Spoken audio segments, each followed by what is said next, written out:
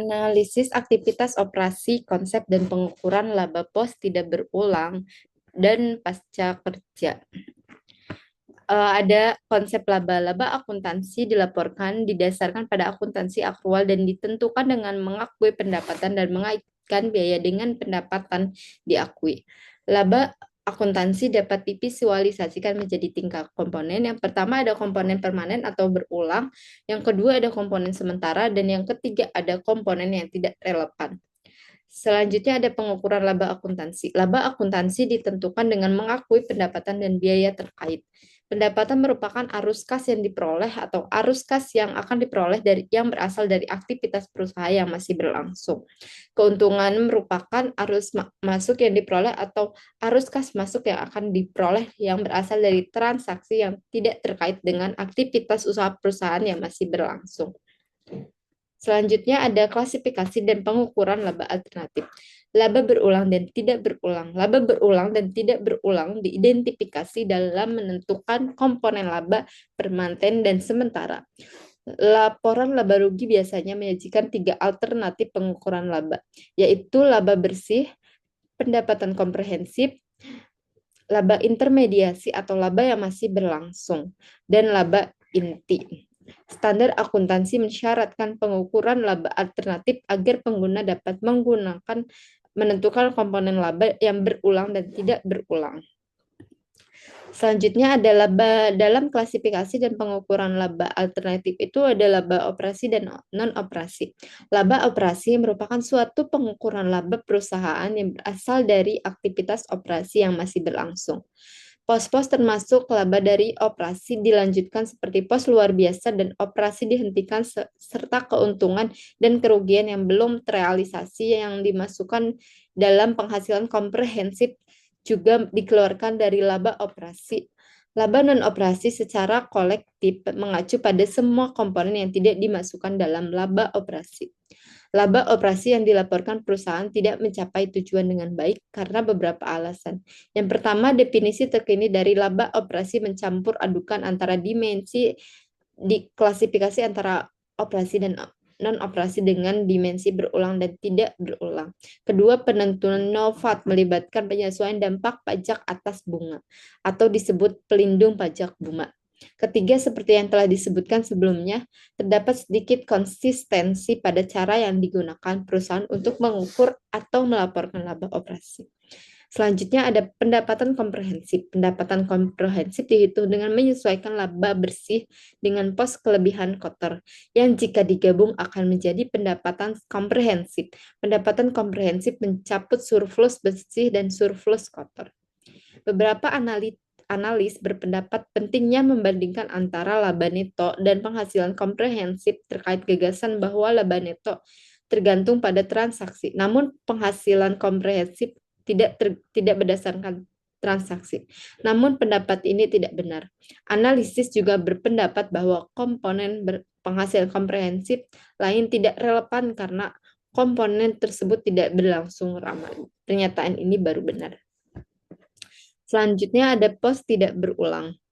Yang pertama itu ada pos luar biasa. Pos luar biasa itu bersifat tidak biasa atau suatu kejadian atau transaksi yang sangat tidak normal dan tidak terkait atau hanya terkait secara kebetulan dengan aktivitas biasa yang umum dilakukan perusahaan. Jarang terjadi suatu kejadian atau transaksi yang sewajarnya tidak diharapkan terjadi pada masa depan. Selanjutnya ada dalam pos tidak berulang itu ada perubahan akuntansi. Dalam perubahan akuntansi ada pelaporan perubahan akuntansi. Salah satu contoh perubahan prinsip akuntansi adalah perubahan metode penyusutan dari garis lurus menjadi dipercepat. Perubahan estimasi akuntansi dapat terjadi karena merupakan perkiraan yang didasarkan pada kondisi masa depan yang tidak diketahui. Contohnya estimasi akuntansi seperti masa manfaat aset, biaya garansi, keusangan persediaan, asumsi pensiun, dan piutang tidak tertagih. Persyaratan akuntansi dan pengungkapan yang harus dilakukan ketika terjadi perusahaan estimasi akuntansi. Selanjutnya dalam perubahan akuntansi juga ada analisis perubahan akuntansi. Hal-hal yang perlu dipertimbangkan seorang analis ketika menganalisis perubahan akuntansi. Yang pertama ada perubahan akuntansi bersifat kosmetik dan tidak memiliki konsekuensi arus kas baik saat ini maupun masa depan. Artinya kondisi keuangan perusahaan yang tidak terpengaruh oleh perubahan akuntansi. Yang kedua, meskipun bersifat kosmetik, perubahan akuntansi terkadang dapat mencerminkan realisasi ekonomi secara lebih baik.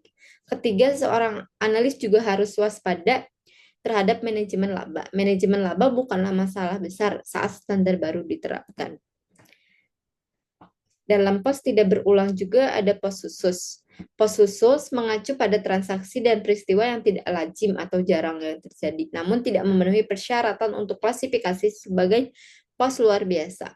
Pos ini biasanya dilaporkan sebagai baris terpisah dari laporan laba rugi sebelum dari perusahaan masih berlangsung. Contohnya ada penurunan nilai aset jangka panjang jika nilai wajarnya lebih rendah dibandingkan nilai buku.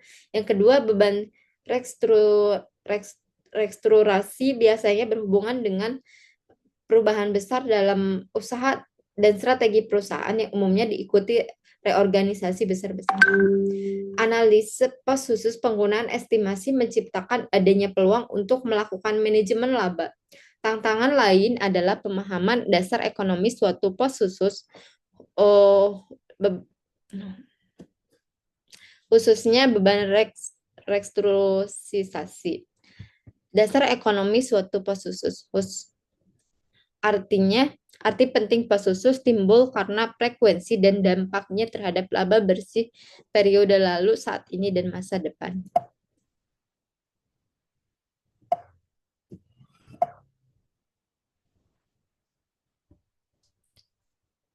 Selanjutnya ada pengakuan pendapatan. Ketidakpastian dalam pengumpulan pendapatan. Pendapatan diakui jika telah direalisasi atau dapat direalisasi dan telah diperoleh. Yang kedua itu pendapatan ketika ada hak retur. Jika pembeli mempunyai hak mengembalikan, pendapatan diakui pada saat penjualan dilakukan dengan beberapa persyaratan.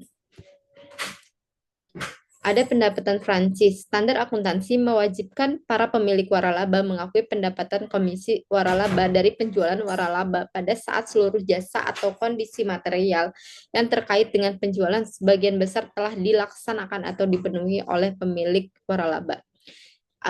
Yang keempat itu ada perjanjian pembiayaan produk. Dibukukan sesuai dengan transaksi pembiayaan, yaitu persediaan tetap disajikan pada laporan penjual dan penjual tidak mengakui adanya pendapatan. Yang kelima ada pendapatan di bawah kontrak. Akuntansi untuk kontrak konstruksi jangka panjang mewajibkan perusahaan menggunakan metode persentase penyelesaian secara wajar. Yang terakhir ada pendapatan diterima di muka. Dalam kontrak pekerjaan jangka panjang seperti kontrak jaminan produk dan kontrak pemeliharaan peranti lunak, pendapatan seringkali ditagih di muka. Dalam kondisi seperti ini, pendapatan diakui secara proporsional sepanjang keseluruhan periode.